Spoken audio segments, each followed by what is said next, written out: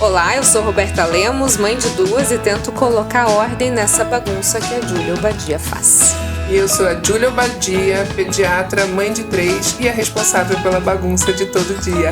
Eu sou a Maite Varela, psicóloga, psicanalista, mãe de 2 e passo pano e acolho a galera. E juntas formamos Entre Laços e Nós. Toda semana recebemos um convidado especial para debater assuntos do dia a dia, formar laços e desatar os nós. Vem com a gente!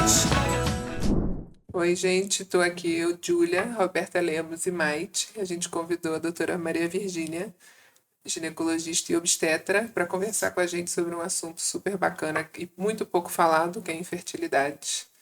Então vamos lá. Porque a gente tem entre laços e nós, e às vezes isso é um nó, né? Que a gente pode, que a gente pode desatar hoje para você nesse bate-papo aqui, né?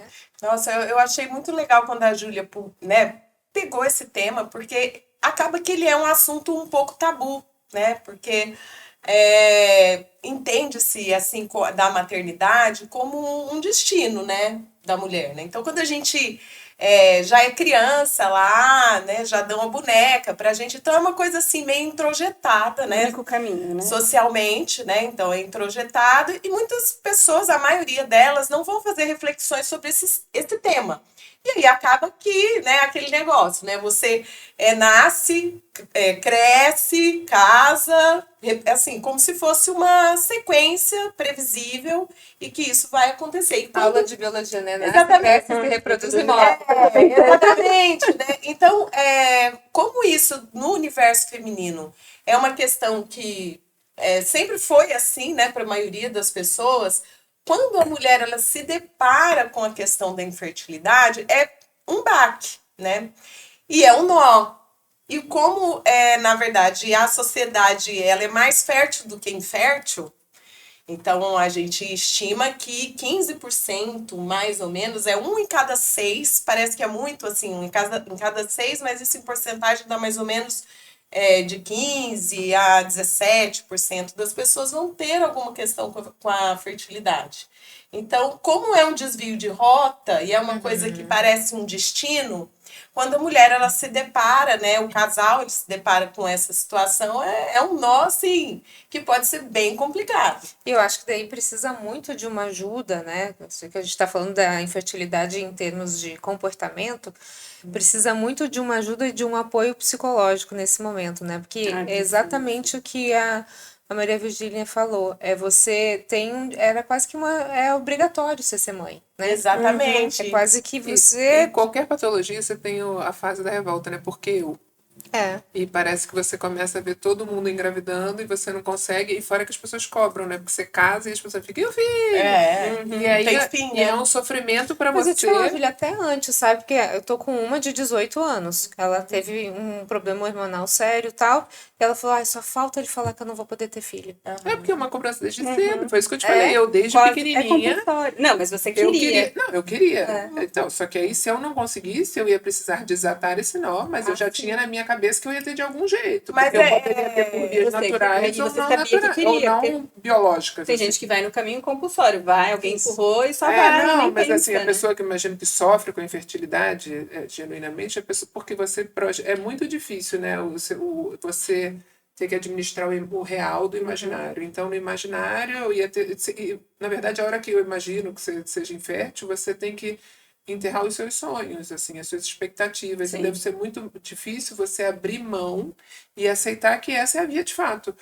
E quando a Virgínia estava falando, todas as vezes, né, porque nesse primeiro momento eu acabei sugerindo os convidados, quando eu fui falar com ela, eu perguntei várias vezes para ela se ela aceitava falar disso. Porque é um assunto super delicado, porque mostra essa fragilidade, né? Assim, falar de alguma condição... tem uma condição patológica, não sei se chega, deve ser patologia, não, né? considerado pela Organização Mundial de Saúde, né, como um problema de saúde, né? Então você pode até falar que, né, de certa forma a infertilidade tem uma condição, tem um CID, né, que caracteriza as doenças e pode ser por diversos motivos. Mas também, assim, a frustração, ela assim, existe a frustração individual, a frustração como mulher, Até né? do Porque coletivo, né? Da sua a família. frustração social, frustração familiar. E às vezes essa frustração, ela encontra um caminho de mulheres que podem até, né? Porque pode ter aquela que vai fazer reflexão, e aí é muito importante o suporte psicológico, né? Desse acolhimento, né? Quando acontece de ter a infertilidade. Mas existem mulheres que, dentre das alternativas, tipo, independente, eu teria filho de qualquer jeito, né? Se eu passasse por essa dificuldade, mas tem mulheres que sequer vão ter a possibilidade de fazer uma investigação sobre isso, E isso, né? eu pensava a mesma coisa que você, de eu vou ter filho de qualquer jeito, mas hoje eu olho e falo, gente, eu era louca, era uma idealização de adolescente, porque com toda a estrutura, rede de apoio, marido difícil. já é difícil, imagina. Mas aí tem a questão também, gente, porque quando você se depara com essa notícia, você não pode ter filhos, né? Eu acho que pode trazer uma certa revolta no momento, talvez. E algumas pessoas, não, tudo bem, então eu vou adotar. Outras não, falam, eu quero filho. É uma espécie de luto, né? E passa por todas as fases de um luto, né? Porque, e pensar assim, né? E olha que engraçado, a gente tá falando assim, quando você vê que você não pode engravidar, mas a maioria, não é a maioria dos problemas de infertilidade que é causa feminina, né? Então, assim, entre 30% e 40% o motivo de infertilidade é feminino, 30% a 40% é masculino, mas quem engravida, quem é? É a mulher. Então, a mulher que é fértil, né? Então, a gente nem trata, quando a gente recebe, né, no consultório, né, algum casal que está com dificuldade, a gente fala que é o casal com fertilidade, né? E lógico, pro homem também é frustrante quando a causa é masculina, né? Porque é aquele negócio, a mulher ela fica com a culpa porque é a mulher que não engravida. E isso ao longo de tempos, né? Eu assisti um filme esses dias, como é que ele chama? Que é um filme de uma rainha e ela não engravida. Imagina nessa época uma rainha, ela não conseguir trazer um príncipe, trazer o príncipe, né? O peso, né? Mas assim, pensando que quantas mulheres ao longo da história, quando a única função da mulher social era a maternidade, então a mulher, se ela não fosse mãe, ela não era nada. Não era nada. Né? Ela não servia para nada, porque mas era historicamente função, elas né? eram botadas de lado. Provavelmente essa rainha aí pode ter sido colocada de lado. Esse filme é muito interessante, por que não? Porque ela tem uma construção de um personagem assim. Vamos ver se eu lembro até o finalzinho aqui para falar, ou depois eu falo, se puder colocar, depois a gente coloca, né? Ela tem uma personalidade assim, que é uma personalidade muito potente, assim, né? E é interessante também essa questão, né, do filme. Mas como é a mulher que não engravida, porque o que é visível é no corpo da mulher, a mulher ela assume essa culpa, né? Então a mulher é que não pega a barriga, né? A mulher útero seco, e aí vários desses comentários como se fosse uma questão defeituosa, né? Para o homem também tem impactos, né? Então, quando uma mulher engravida, por exemplo, na lua de mel, né? Não é nem que ela, nossa, como ela é fértil, é assim, nossa, o cara... Potente, né? Foi lá. Então, assim, para o homem também, quando o casal é infértil, tem essa coisa da dúvida da virilidade, como se a pessoa fosse mais ou menos viril porque engravida alguém ou não, né? Isso não tem a ver, né? Mas isso também é uma questão de construção, né? Mas aí, Virgínia, quando chegam no teu consultório e você precisa dar uma notícia dessa, claro, vai ter uma investigação para saber a causa, enfim. Você percebe no casal que a primeira reação é sempre empurrar para a mulher? Não, vamos fazer os exames nela. Assim, olha, eu tive um caso que era muito complexo, que era um casal que tinha infertilidade, né? Então a gente define infertilidade, não existe, assim, tem gente que já chega assim, tem 20 anos e já fala, eu queria saber todos os exames que podem ser feitos para ver se eu não vou poder ter filhos e não sei o quê, não sei o quê. E você não vai partir, né? Porque 85% das pessoas vão engravidar, né? No intervalo de um ano. Da partir da patologia. Então, a gente define infertilidade quando um casal tem relações sexuais sem nenhum tipo de preservativo tal, e não consegue a gestação ao longo desse 1 ano. E aí, essa paciente que eu estava falando, ela tinha essa concepção, a gente começou a investigação com ela e sempre falando, o marido tem que fazer o espermograma. E ela é minha paciente, assim, até hoje, e até hoje, faz 8 anos, ele não fez o espermograma. E ela não fechou o diagnóstico. Ela não tem diagnóstico nenhum, e ela não, né? Então, e assim, só que é ela que não engravida. Então, perante a sociedade, ela que tem. Então, existe isso, né? Mas existem também relacionamentos em que o homem também é super parceiro. Eu acho que, assim, é um caminho também parecido, né? É o outro lado da maternidade ou não maternidade, mas como casal, o casal, assim como ele pode se romper e se desconstruir muito com a chegada dos filhos, que é outra coisa que no imaginário parece aquela coisa colorida, e que o casal vai Sonho, ficar né? unido, é o sonho da família, né? E que a gente sabe que não é bem assim, né? Apesar de ser uma coisa fantástica, né? A chegada dos filhos, para a infertilidade também. Então, tem casais que vão fazer esse caminho de, né, é com ela, eu imagino que eu não tenho, ou também quando tem infertilidade secundária, né? Que ele já engravidou em algum momento alguém. Ah, não, porque quando eu tinha 17 anos, eu engravidei alguém, né? Só que existem questões masculinas, por exemplo, que elas são progressivas, né? A varicocele, por exemplo, que é uma causa de infertilidade masculina, ela tem caráter progressivo, ela piora a qualidade do esperma progressivamente. E aí como ele já engravidou alguém, né? Aí eu Não até tá brinco, comigo, né? eu falo, mas você fez DNA? Porque ela... não sei, né? Se você não fez DNA, não sei, né? Tudo bem, pai é quem cria, né? Né? Mas assim... Tem essa questão, às vezes, da mulher e do cara nem querer fazer a investigação, né? Como é que é dar uma notícia dessa? Porque assim, a gente tá falando de. A Júlia falou. Foi a Júlia que falou sobre a questão do sonho, né? Você de repente você tá falando pra pessoa, seu sonho não É que, vai na existir verdade, hoje dessa em dia tem forma. várias alternativas para que você pode conseguir ou não, né? É que você não vai botar Mas talvez esse momento não da consiga. frustração tá com a mão, né? Tudo tem que ter cuidado, né? Na hora que você vai passar isso para a pessoa, da possibilidade, né? Que realmente ela tenha algum problema. Mas eu acho que o apoio psicológico e a forma de você abordar isso é que faz diferença, né? Eu tenho outra área também, eu vejo pessoas que dão diagnóstico de câncer de uma forma Que eu ia que é uma falar. coisa assim A Virgínia é absurda, né? mastologista, para ela, acho que entre dar um diagnóstico de câncer e o de infertilidade.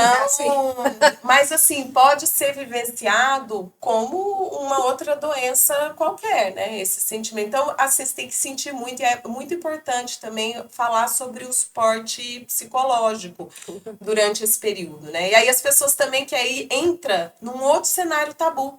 Porque, como assim? Eu não tenho nada psiquiátrico, porque quando você fala do suporte psicológico, a pessoa já acha que você está falando que ela está com algum transtorno mental, e né? isso sem falar, que você deve ter muita experiência nisso, dos casais que não engravidam e que, de repente, enfim, começam a se distrair, vai viajar, enfim, o componente emocional na dificuldade para engravidar. Sim, e aí também eu vou pegar esse gancho assim, daí o casal ele pode se unir muito, né? Porque é engraçado, né? Quando você casa com alguém, não sei, pode até existir alguma pessoa que casa assim, eu quero casar porque eu quero ter um filho. Sei lá, existe. Mas quando você casa com alguém, você casa porque você gosta da pessoa, né? Deveria, né? E os deveria, pelo menos. E os filhos, eles vão ser uma consequência, né? E aí, se eles vão vir, se eles não vão vir, e aí isso... Uma escolha, né? É uma escolha.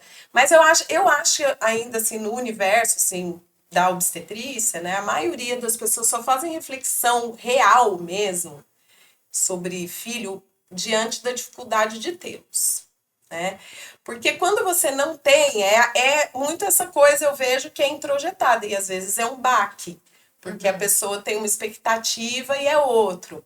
Mas também a negativa de você vivenciar toda essa coisa, né? Então tem os chavões também da maternidade, né? Que você só é uma mulher completa se você tiver um filho, se você não tiver um filho, não passar por isso, você não é uma mulher completa, que você não sabe o que é o amor, se Que crueldade, você né? né?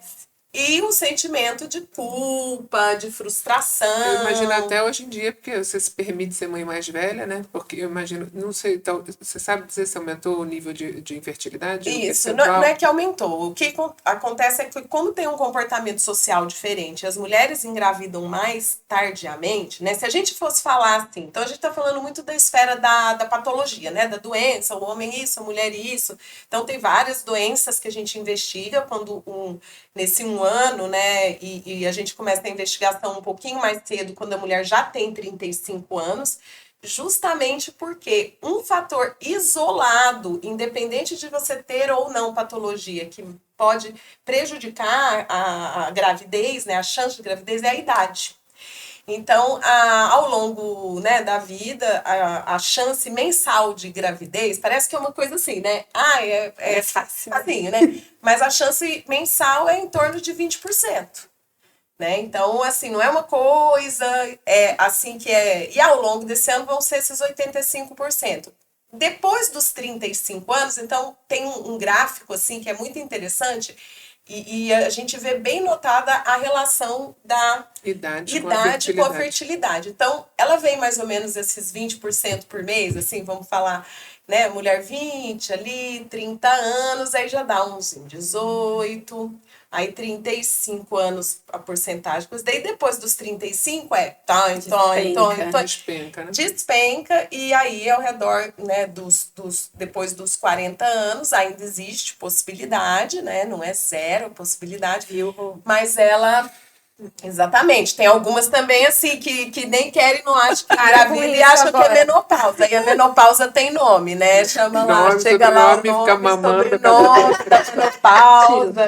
Para todos esses casos tem eu e a Então, assim, é muito cruel, porque assim. Por isso não sou eu, viu? Hoje, assim, a gente se sente bem, a gente se sente jovem, né? A gente... Os nossos ovários que não estão acompanhando. Só que 40 existe essa questão. A Cláudia Raia engravidou naturalmente com 5 anos. Não foi completamente natural.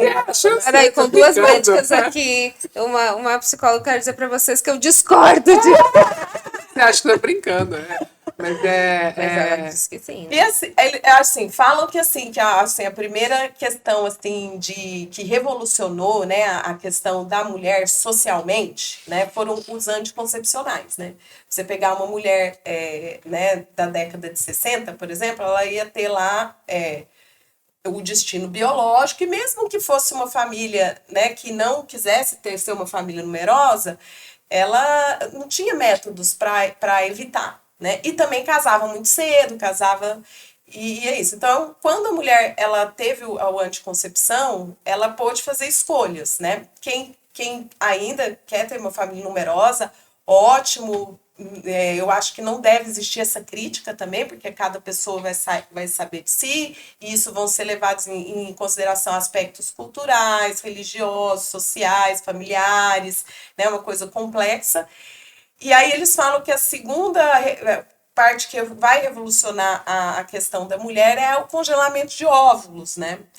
Mas também a gente tem que tomar cuidado com essa questão do congelamento de óvulos, porque não é igual o seguro de carro, que você vai pagar lá, e aí quando o seu carro bater, você vai lá e o seguro você vai ser contemplado. Então tem até um número que eles falam, né, de quantidade de óvulos congelados de acordo com a idade, para você ter um embrião que seja factível, porque você coleta os óvulos. Depois, quando descongela para fecundar, vários já não sobrevivem ao descongelamento. Depois desse descongelamento, vários não fecundam. Só para eu ter uma ideia, sabe dizer números? Olha, para você ter... Se a mulher coletar de 5 a 10 óvulos, né, se ela tem abaixo de 30 anos, ela vai ter de 1 a 2 embriões. Só. Viáveis para implantar ou que podem virar gravidez depois da implantação? Que pode virar gravidez. E a chance dessa gravidez com fertilização, nessa idade, com óvulos abaixo de 30 anos, mesmo com fertilização, é 60%. Então não é assim, as pessoas acham também que é assim, que já é um neném, e que vai É pôr o garantia, neném né? E ele que vai crescer o neném só vai pra- E crescer, se a né? gente for pensar assim, eu acho que hoje ainda a sociedade vai pensar nisso depois dos 30. Claro. Ela vai pensar, Mas é meu, porque acho hoje em que dia tem uma pressão do trabalho, mercado de trabalho, você depois eu precisa penso estar e qualquer coisa eu congelo. Exatamente, só que quando você quiser for pensar em congelar, você já vai ter 35, Não, 40, e esse né? congelamento, mesmo que você congele com 25, né, ele quer- não é não é garantia garantia. que você vai implantar ele com 40 e que vai dar tudo que vai dar certo. E sem certo. contar o seguinte, né? Você falou que a primeira revolução aí foi a pílula, Aham. que é R$ 40. O Aham. congelamento é Tem todas essas questões, Não né? é. Eu, na faculdade, às vezes, né? Porque, por exemplo, as mulheres que optam por fazer um caminho, né? Que estudam, tá? Então, eu, na faculdade de medicina com as alunas, é uma questão para elas. Porque às vezes elas falam, eu queria ser mãe, eu penso nisso, mas assim, eu vou formar agora, eu vou ter 26, 27, eu vou fazer mais a residência, então aí vai se E às vezes são estabelecer no mercado. duas residências, né? Às vezes, E são 10 aí, anos de residência. aí a faculdade, ela já, teoricamente, ficou, né, sobre a Custo dos tutela, o pais, custo né? dos pais. Aí ela fala, ai, como que eu vou virar? Oi, pai, tudo bem? Então, você já pagou, me dá mais 30 mil para eu congelar meus óvulos, porque é um processo que não é barato, né? Então, Ainda tem a manutenção desses embriões congelados. de óvulos, assim, nesse caso, É, né? de Você pode óvulo, congelar embrião também. E aí isso também entra vários Você sabe, Vicky, dilemas, falando né? de planejamento, eu fiquei pensando que hoje em dia a gente tem uma sensação, que é uma sensação de controle de tudo, né? Cada vez mais, e isso é terrível, né? Eu Isso acho que, mais inclusive, uma dessas coisas da infertilidade é você achar que você vai controlar o seu corpo, que você vai engravidar quando você quiser, e você não conseguir. E aí é que eu já vejo os desfechos favoráveis porque eles chegam no consultório com o neném. A Virgínia vê os desfechos não favoráveis. Eu mesmo. vejo todos. Todos, verdade. Eu vejo todos. Eu vejo Só que todos. aí eu fico vendo histórias assim, fiz 10 inseminações, 10 fertilizações, 10 não sei o quê. Teve uma que fez 10 e quando o neném nasceu, ela tinha tanta questão que ela acabou fazendo uma esterectomia. E aí, enfim, eu só fico pensando como deve ser difícil para o casal todo esse processo, assim, o casal tem que estar muito fortalecido, porque aí tem o tempo de transar, né? Porque, na verdade, eu acho engraçado que hoje em dia precisa falar, né? Que a infertilidade é um ano transando, né? Porque se não é verdade. Tem que transar. Porque tem gente que acha que é infértil, mas que não transa. Isso é verdade. Não é cada vez mais frequente? Não, tem, porque tem algumas coisas de subinfertilidade. Ou, por exemplo, tem uma paciente, ela falou, ai, doutor, olha, esse um ano aí você põe a mais. Meu marido trabalha embarcado. Então, Toda vez que eu tô no período fértil, ou se não, é um casal de médico, hoje é o dia do plantão. Então. Porque o óvulo, ele fica capaz de ser fecundado num ciclo normal de 12 a 24 horas no máximo. Então, e eu fico pensando nisso também na questão do corpo, que a gente vai para um lugar de controle, porque lembra daquelas fitinhas de ovulação e tal. E aí eu lembro da minha obstetra falando assim, que assim, quando que você tá fértil? Quando você tá com vontade de transar. Né? Seu corpo sabe. Né? A natureza quer que você e aí isso quebra o negócio, né? Porque daí gera uma paranoia, assim, do tem que transar, né? Então vem cá que eu tenho que transar porque eu tô... Mesmo que você esteja fértil, mas temperatura, você tá fértil. Gente, mas naquele dia você tá exausta, você tá doente. Ou às vezes você tá fértil, mas o cara também tem o estigma de que sim, todo homem quer transar todo dia, loucamente, 24 horas por dia. Até casar.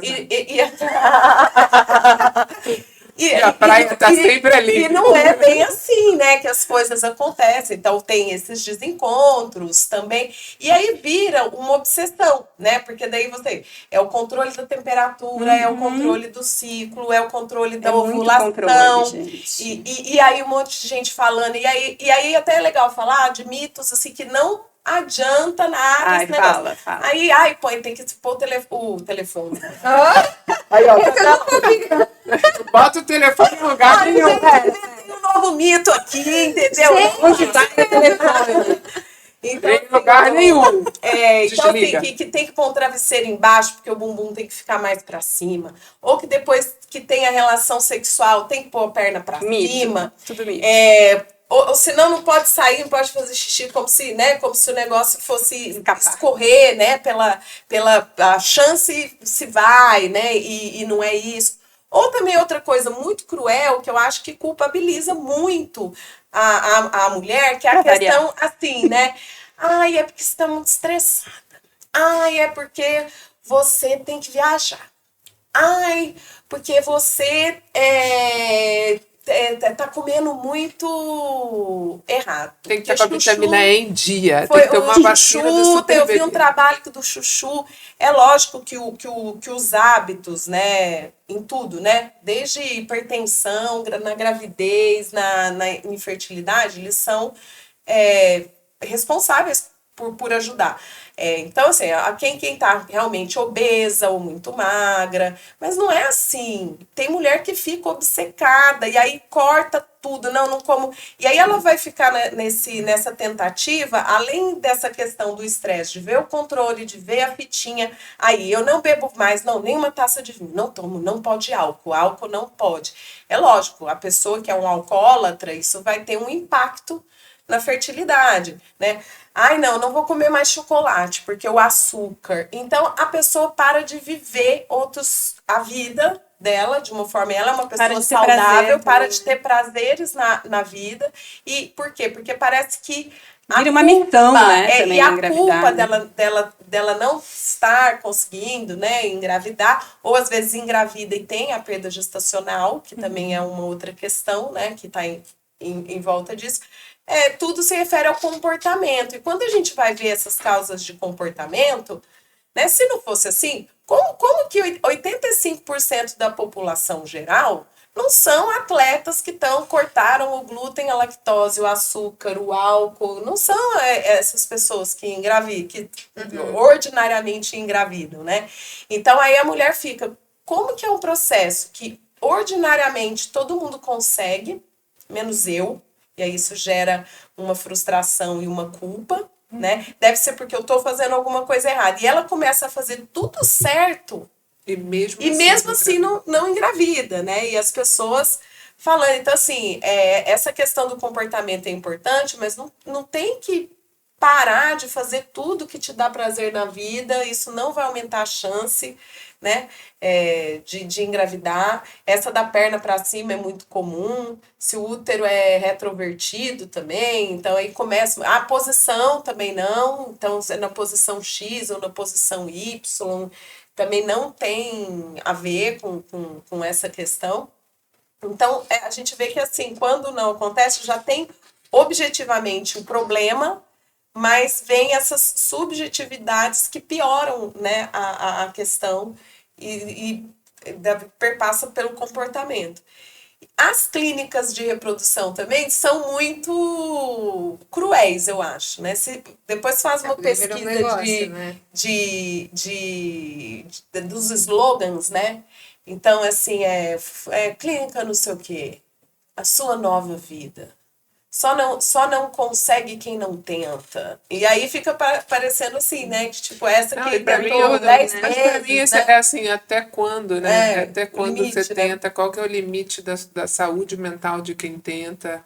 E é muito difícil a gente estabelecer isso, e eu acho que tem várias coisas. Eu penso nisso, eu penso nas gestantes de idade super avançada. Eu não acompanhei, mas eu passei visitando uma senhora de acho que 53, 54 anos que acabou falecendo. Acho que foi um parto gemelar.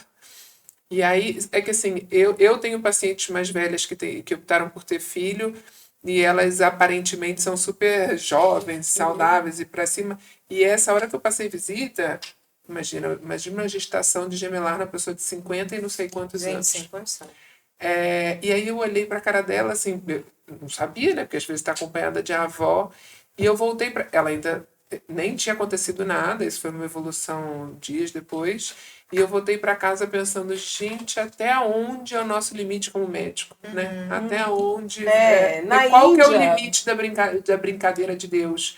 Então eu cheguei ao extremo falando da idade, acho que cada um tem o seu direito de escolher, mas até onde que a gente pode tentar? Tipo, a pessoa fez 10 fertilizações e acabou perdendo o útero, teve várias complicações, tá com o filho dela, ela deve validar tudo isso, que deve ter sido bacana, Mas quantas histórias não chegam lá e quantas pessoas, quanto que isso vai lesando a sua cabeça de todos os milhões de Mas eu acho que tentativas até no decorrer, frustradas. se você pensar numa criança, né, Júlia, assim, no crescimento dela, mas eu pensei isso. E ó, que eu nem tava tão velha assim quando eu engravidei terceiro. Eu pensei isso mesmo, quando eu tiver 10 anos, quantos anos eu vou ter? Será que eu vou acompanhar do jeito que eu acompanhei as Com outras certeza duas? não. Eu É. tive o Dani com 32, a Luísa com 38. Já foi outra gravidez com 38, o nível de paciência é outro, Exatamente. essa disponibilidade é outra, e eu vejo mãe de 20 e poucos anos que é outro.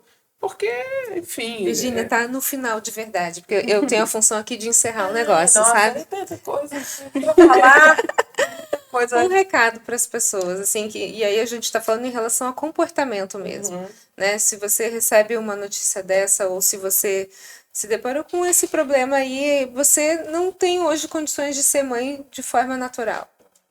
Eu acho que até antes disso, de forma direta, objetiva, se isso é uma vontade, se você já está bem estabelecida, se você já tentou, não postergar a investigação e não postergar as possibilidades que você tem dentro dos recursos da medicina que podem te auxiliar. Porque a idade é o fator que vai, às vezes, determinar o sucesso ou não, mesmo para as pessoas que, durante a investigação, não se identifique nenhum problema. Então, é difícil, mas tem que encarar o problema de frente e encontrar alternativas dentro dessa frustração, dessa angústia, para iniciar logo um tipo de tratamento dentro do seu contexto. Então, é uma coisa que, infelizmente, não dá para a gente postergar. É isso aí. Então tá aí o recado para você. Muito obrigada pela sua audiência. Obrigada, meninas. E o Entre Laços e Nós fica por aqui. A gente se vê. Até mais. Tchau, tchau. Olá, eu sou Roberta Lemos, mãe de duas e tento colocar ordem nessa bagunça que a Júlia Obadia faz. E eu sou a Júlia Obadia, pediatra, mãe de 3 e a responsável pela bagunça de todo dia. Eu sou a Maite Varela, psicóloga, psicanalista, mãe de 2 e passo pano e acolho a galera. E juntas formamos o Entre Laços e Nós. Toda semana recebemos um convidado especial para debater assuntos do dia a dia, formar laços e desatar os nós. Vem com a gente!